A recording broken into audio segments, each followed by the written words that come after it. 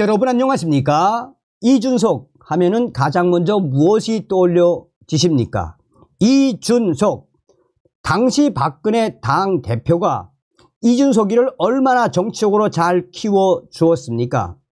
박근혜 키즈로 불리며 정치적인 그 저변을 당시에 얼마나 잘 성장하도록 키워주었습니까?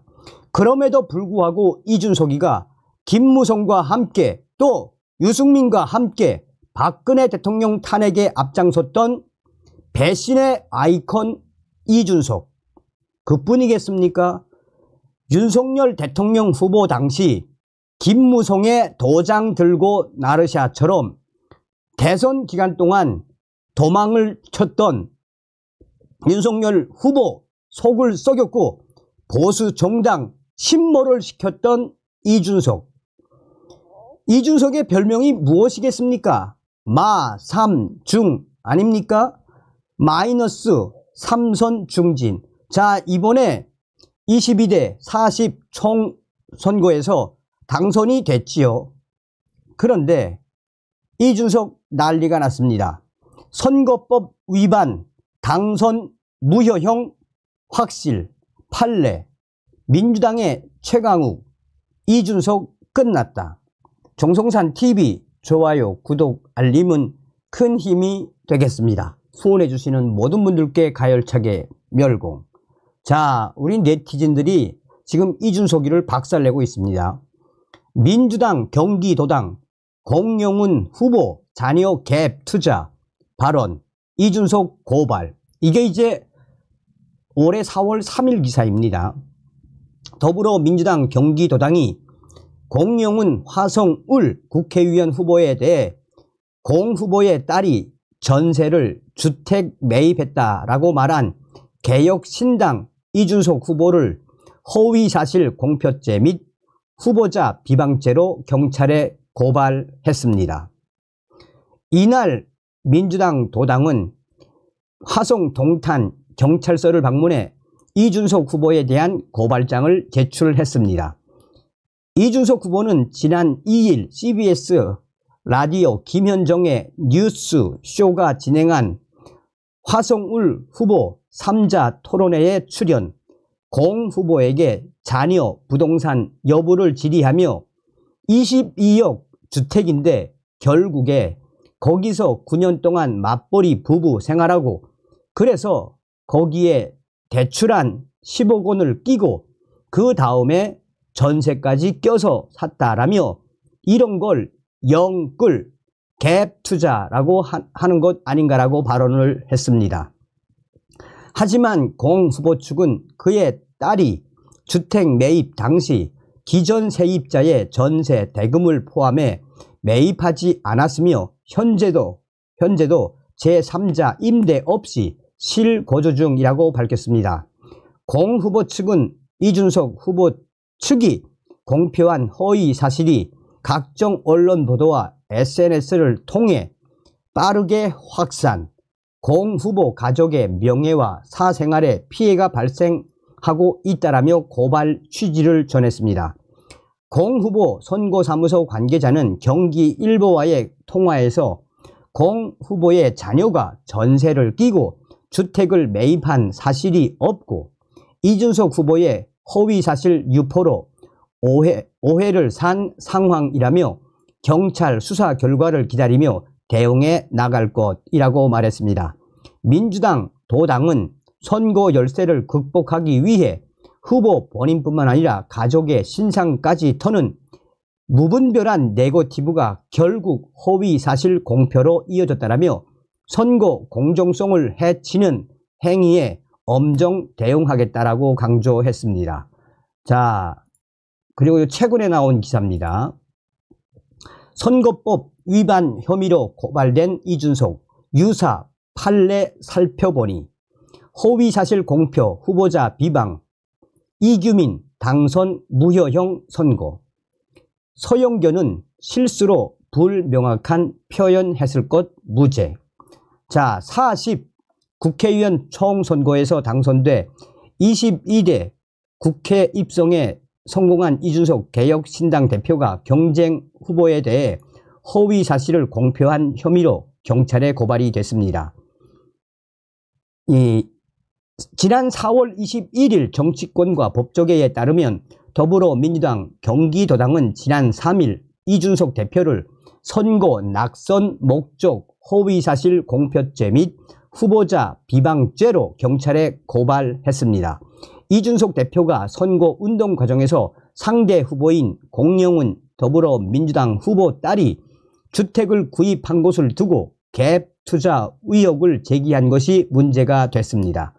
앞서서 이준석 대표는 지난 2일 CBS 라디오 김현정의 뉴스쇼에 출연해 공 후보의 딸이 보유한 서울 성수동 주택과 관련해 22억짜리 주택인데 결국 거기에서 9년 동안 맞벌이 부부 생활을 했고 대출을 받은 10억 원에 전세까지 껴서 샀다라며 이런 걸 영끌 갭 투자라고 하는 거 아닌가라고 주장을 했었습니다. 하지만 공 후보 측은 이준석 대표의 주장에 대해 전세를 끼고 주택을 매입하지 않았고 현재도 실거주하고 있다라며 의혹을 일축했습니다. 자, 이준석 대표는 선거에서 승리했지만 결국 선거법 위반 혐의로 고발 조치됐습니다.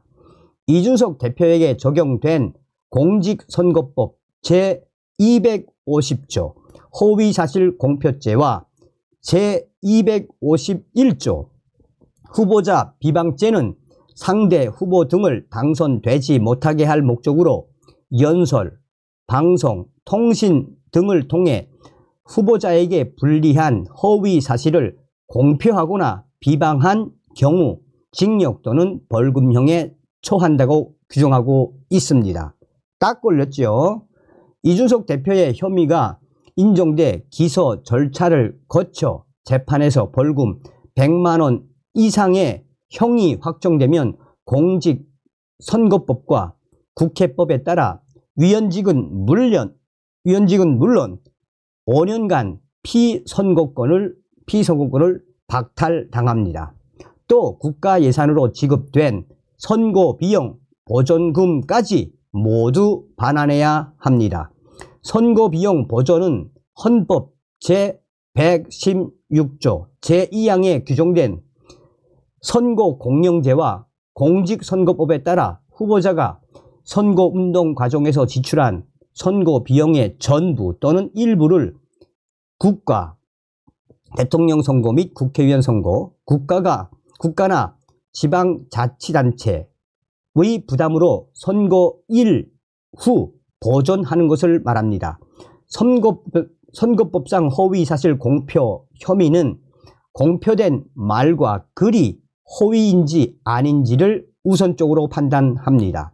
일반적으로 허위사실은 진실에 부합하지 않은 사항으로서 유권자가 후보자에 대한 정확한 판단을 거르치게 할 수 있을 정도로 구체성을 가진 것으로 본 대법원 판결에 참고됩니다. 무엇보다 법원은 공표 당시 행위자가 허위라는 인식을 가지고 있었는지를 집중적으로 들여다봅니다. 이때 자신의 행위로 인해 어떤 범죄가 발생할 수 있겠다고 인식하는 미필적 고의가 있더라도 법원은 허위 사실 공표죄로 판단합니다. 주로 이 지점에서 무죄 판단이 갈리는데 이준석 대표 재판에서도 고의 여부가 핵심 쟁점으로 떠오를 전망입니다. 2021년 선거법상 당선 무효가 확정돼 중도 낙마한 이규민 전 민주당 의원의 유무죄에 대한 법원의 1, 2심 판단도 고의성 여부를 두고 명확하게 갈렸습니다. 이규민 전 의원은 21대 총선 과정에서 선거 공보의 상대 후보였던 김학용 후보가 바이크를 타는데 바이크의 고속도로 진입 허용 방안을 발의했다는 허위 사실을 게시해 허위사실 공표죄 및 후보자 비방죄로 기소가 됐습니다. 당시 이 김학용 후보 측은 내가 발의한 법안은 바이크의 고속도로 진입 허용이 아닌 특정 이륜 자동차의 자동차 전용도로 진입 허용 법안이라고 반박하며 이규민 전 의원을 고발했습니다. 1심 재판부는 허위사실 공표와 후보자 비방을 모두 무죄로 판단했습니다. 자동차 전용 도로를 고속도로로 표현한 것은 허위사실에 해당하지만 이규민 위원 측이 실제로 두 용어의 차이를 몰랐을 수 있다는 판단이었습니다. 후보자 비방죄에 대해서도 후보자 비방에는 해당하지만 선거운동에서의 상대 후보자 검증은 공공의 이익을 위한 점이기 때문에 위법성이 없어진다고 결론 냈었습니다. 하지만 2심 재판부는 이규민 전 의원이 국회의원 보좌관으로 근무하며 다수의 법률안을 검토한 점과 과거 공직선거법 위반으로 수사를 받은 점 등을 고려하면 이규민 의원 측이 이를 몰랐다고 보기 어렵다며 1심 판결을 뒤집었습니다. 후보자 비방죄에 대해서는 상대방을 낙선시키고 자신이 당선되겠다는 사적 이익이 주된 동기라며 유죄로 판단하고 이규민 의원에게 당선 무효형인 벌금 300만 원을 선고했습니다. 이후 대법원도 2심 판단이 옳다고 보고 이를 확정하면서 이규민 위원은 위원직을 박탈당했습니다. 자, 뭐 그 밑에 이제 보면은 네티즌들이 뭐라고 하고 있냐. 맛삼중 신나는 노래 다시 한번 불러본다. 아이고 이준석 당선 여러 고비를 넘겨야겠네. 결국 이준석 마삼중 되는구나. 아이고야 준석아 어떡하니. 마삼중에서 탈출을 해서 간신히 됐는데 떨어지게 생겼네. 자, 이에 대해 여러분 그 민주당 위원이었던 최강욱, 이 최강욱도 법조인 출신이죠. 최강욱이가 뭐라고 이야기했는지 보겠습니다. 떨어지는 당선 무효 사유입니다. 허위사실 유포가 선거법 사건에서 의원직을 상실하는 가장 대표적인 사례고요. 거의 대부분 예외가 없습니다. 근데 허위사실 유포가 두 종류거든요. 자기 거를 부풀리는 거, 그 다음에 상대방을 긁는 거, 깎아내리는 거. 근데 상대방 깎아내리는 게 훨씬 더 죄질이 안 좋거든요. 지금 이준석이 얘기한 거, 투자를 해가지고 좀 질이 다르고요. 또 비교를 하자면 그것도 따져보던데, 그러니까 그걸 사실인지 알아보려고 노력을 했냐. 그런 거 따져보잖아요. 그러면 공영호 후보 측에 연락을 해본다든가 뭐 이러면 금방 알아볼 수 있는데 그런 노력을 안 했죠. 그리고 날라가야 맞아요. 날라갈 가능성이 큰 게 아니라 기존의 판례나 예 보면 날라가야 맞습니다. 눈치를 보겠죠. 윤석열 대통령의 눈치를 보는데 이준석이 반윤을 확실하게 선언한 이상 반드시 기소됩니다. 저는 그 얘기하는 거예요. 그러니까 반드시 기소되는 거고. 떨어지는 당선 무효 사유입니다. 허위사실. 자, 최강욱이가 강조하는 핵심이 뭡니까? 최강욱, 이준석 의원직 곧 날라감. 자, 여기서도 강조했습니다만 핵심이 뭡니까? 한편 검찰과 경찰은 공직선거법상 선거사범 공소시효가 선고일로부터 6개월인 만큼 사건을 신속히 처리할 방침이다. 제일 먼저 당선 무효 확실시된 이준석 잘 가라. 다음 시간에 뵙겠습니다. 멸공.